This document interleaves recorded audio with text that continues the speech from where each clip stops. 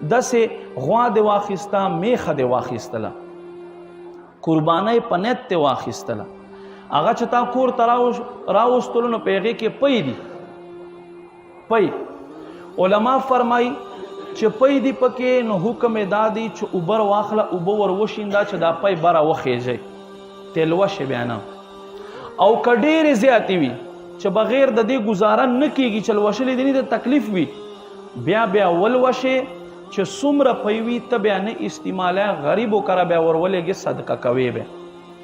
او که چېرته ولو بالفرض تا استعمالې کړې وې، ته مولوي صاحب خواته ورغلی نه وې، مسلې نه خبر نه وې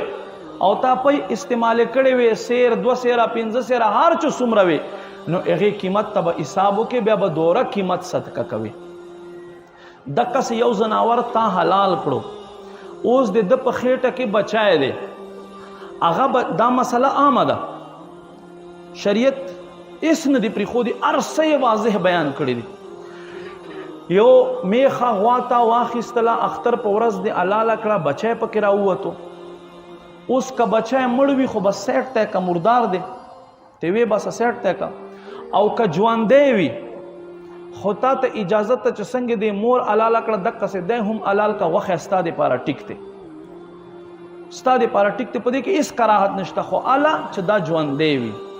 ژوندی. او که چېرته دا تا ژوندی را وباسلو او لوی دې کړو چې یاره زه بل کال ته به قرباني پې باندې وکړمه، سږ کال یې مور شوه، بل کال ته به دا شي، که تا په هغه باندې قرباني وکړله بل کال ته، نو دا قرباني دې ونه شوه چې په تا باندې قرباني واجبي، ته به بله قرباني خامخا کوې. او د دې حکم دا دی چې دا به قربانوي یا بیا داسې صدقه کوي چاله بیا ورکوي، ځان ته استعمال ته هم نسې ساتلی. دقسې دا قرباني په ځناور کې چې کومه پټه وي،